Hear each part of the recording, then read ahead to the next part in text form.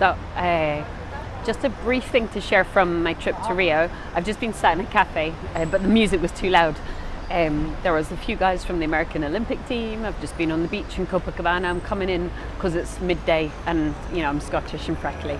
So I'm coming in for a cup of tea, obviously. And this whole trip has really struck me. And I know I've done a couple of other videos around the same kind of subject matter on just the matter of freedom. You know, when I used to go to the property events, I'd hear people talking about financial freedom, and I'd be like, yeah, you know, you're trying to sell me something or whatever. But it's only now really embedding, because for a long time I kept developing up my property portfolio. So any penny I had went into buying the next one and the next one and the next one. And so I ran a business alongside which paid for just me to live, you know, my living expenses. I'm only now realizing this freedom stuff really exists that people talk about.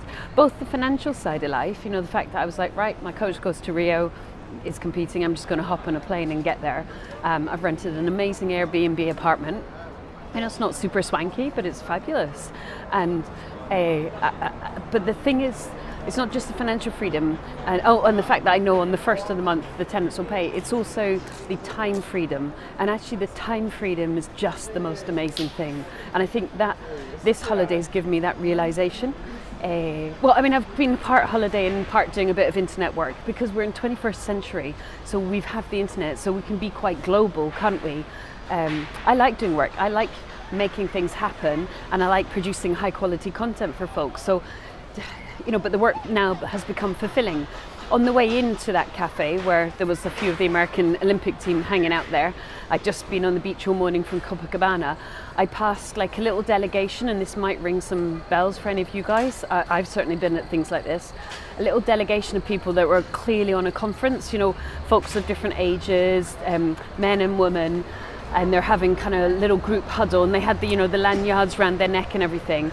And I saw a young woman, and, you know, and they're all dressed in suits, whereas I'm in like, you know, I don't know if you can see that, shorts and a bikini, because of course I'm on the beach.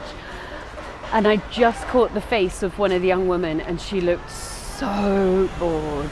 And I remember that, you know, going to conferences and just thinking, do I really, really have to be here? And maybe not always with the company I particularly choose to keep. Honestly, this is super boring. And to me, that's the kind of yoke of work, isn't it? It's not necessarily about actually doing work. It's about being in circumstances that you do not want to choose. And let's go. I'm going to go grab a hot chocolate before I go home, because I've discovered the most amazing hot chocolate, like proper amazing chocolate.